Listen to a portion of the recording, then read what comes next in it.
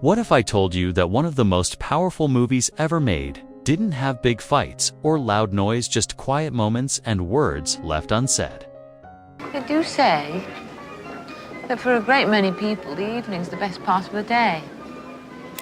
The Remains of the Day, 1993, is one of those rare films. It speaks softly, but it stays with you. Today, we're looking back at the people who made this film so special, where they are now. Leading our list is Anthony Hopkins as James Stevens. Let me tell you a story. Back in 1993, there was a man named Mr. James Stevens. He was a butler who followed the rules so strictly, he almost didn't seem to have any feelings at all. For him, duty always came first, and emotions were something he kept hidden deep inside. And who played him? Sir Anthony Hopkins. Your father passed away 4 minutes ago. Will you come up and see him? I'm very busy at the moment, Miss Kenton. In a little while, perhaps. The man didn't just perform. He became that butler. You didn't hear his emotions. You felt them. Not in loud speeches, but in the silence between his words. He spoke with a look, a pause, the tiniest twitch of a glove. There's this one scene, maybe you remember it. He's standing in the rain, perfectly still, soaked to the bone. Doesn't cry, doesn't shout, just stands there. And somehow, it hits you like a freight train. That's Hopkins. That's magic. Behind the scenes, Anthony Hopkins was a mix of serious and a little unusual. People used to call him Mad Hopkins because he did things in his own way. He liked painting, writing strange notes, and walking around saying his lines again and again, sometimes hundreds of times. But all that made his acting even better. When the director, James Ivory, pointed the camera at him, Hopkins didn't even need words. His face said it all. Fast forward, Hopkins is in his 80s now, and guess what? He's still got that spark. These days, you'll find him painting in his LA studio, playing the piano, posting little dance videos on Instagram. He's living life the way he wants, peaceful, joyful, and free. In 2021, he won his second Oscar for The Father, oldest actor to ever do it. And here's the kicker, he was asleep when they announced it. Woke up, checked his phone, smiled, and made a video from his garden in Wales. Class act. He's been sober nearly 50 years now. Talks openly about the moment he almost threw his life away. How one simple question from a stranger turned it all around. Since then, he's shared his heart with the world. Talks about fear, therapy, faith, even the importance of a good cry. He once said, "Mortality is the great rescuer." And that makes life good, you know? And that's the thing. In a world full of noise, Hopkins showed us the strength in stillness. Movies like Carol, Atonement, and Phantom Thread owe him a nod. They borrowed that quiet thunder he mastered because the biggest lesson he ever taught. You don't have to shout to be heard. Sometimes the quietest souls carry the loudest truth. Next on the list, we have Emma Thompson as Miss Kenton. Let's talk about Miss Kenton. She was the one bright spot in Mr. Stevens' quiet, serious world.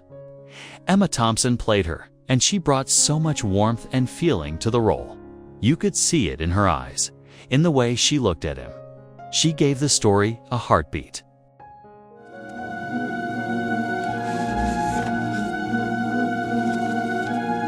There's one scene that's hard to forget. Miss Kenton is holding a letter, and for just a moment, you can tell she's dreaming of a different life. A life filled with love, not duty. And then, the moment fades. It hurts, even now. Thompson had already worked with Anthony Hopkins before in Howard's End. They had a connection, and it shows in this film too. Director James Ivory once said their real-life friendship helped bring out the emotion in their scenes. And you can feel it. There's so much said between them without saying much at all. Today, Emma Thompson is one of the most loved and respected actors out there.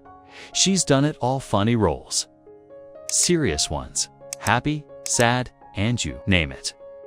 From Love Actually to Saving Mr. Banks, she keeps finding new ways to show us real, human stories. But she's more than just an actress now. She's a screenwriter, an activist, and she's even been given the title Dame by the British royal family for her work. Even after all these years, she still gets emotional when she talks about the remains of the day. That's how much it meant to her. And recently, she's been doing bold, honest roles again. In Good Luck to You and Leo Grande, she showed a side of herself that was raw and real. And in Matilda, she turned into a mean, larger-than-life headmistress and somehow made us believe every second of it. Emma Thompson hasn't stopped growing. She still takes risks. She still cares deeply about every part she plays. And we're still here, watching, because when Emma's on screen, it always feels true. Number 3. James Fox as Lord Darlington. Back then, Lord Darlington. The well-meaning yet tragically misguided aristocrat. James Fox brought elegance to the role, but more importantly, a painful humanity. His character wasn't evil. He was just misled, and that's what made him unforgettable. Fox was actually coaxed out of semi-retirement for this role.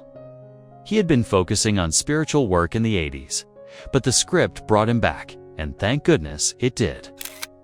Today, now in his 80s, James Fox has mostly stepped away from the spotlight. Though he pops up now and then in British TV dramas and independent films. His son, Lawrence Fox, became known for acting and also for making headlines. But James stayed quiet and classy and still a respected name in British cinema. At number 4, we have Christopher Reeve as Congressman Lewis. Back then, yes, that Christopher Reeve. Known worldwide for his Superman cape, Reeve took on a very different kind of role here. As Congressman Lewis, he was the voice of modernity and common sense amidst the old-world charm of Darlington Hall. His brief time on screen made a big impact. And many were surprised at how effortlessly he fit into a Merchant Ivory production. Sadly, Reeve passed away in 2004 after years of advocacy and resilience following his 1995 accident. His legacy lives on through the Christopher Reeve Foundation, which supports spinal cord injury research. Reeve's part in The Remains of the Day remains a quiet gem in his powerful filmography. Number 5. Hugh Grant as Cardinal. Back then, he may have had a smaller role. But Hugh Grant's appearance in The Remains of the Day marked his slow and steady rise. Just a year later, he would steal hearts with 4 weddings and a funeral. Here, he was young, polished, and perfectly cast. It was a sign of things to come. Today, Grant's enjoying something of a renaissance, playing edgier roles in The Undoing, Paddington 2, and A Very English Scandal. And you know what? He's better than ever. Witty, self-aware, and still charming as ever. Number 6. Michael Lonsdale as Dupont d'Ivory. Back then, Michael Lonsdale brought gravitas to his brief but important role. His presence always felt like a steady hand-weather in Bond films or indie dramas. Lonsdale passed in 2020, but his legacy spans decades and languages. Je suis très content de faire votre connaissance. How do you do? But I speak English. Oh, good. That's Fluent in both French and English, he was a bridge between worlds just like his character. The Remains of the Day wasn't just a critical darling. It was a cultural slow burner. Nominated for 8 Academy Awards, including Best Picture, it competed in a stacked year against Schindler's List and The Piano. But its real impact made stillness powerful. It reminded audiences that sometimes the loudest stories are told in whispers. Its influence can be seen in films like Carol, Atonement, and even Phantom Thread. Nearly 3 decades later, The Remains of the Day still haunts those who watch it. Not because of what it says, because of what it doesn't. If this little story touched you, go on, smack that like button.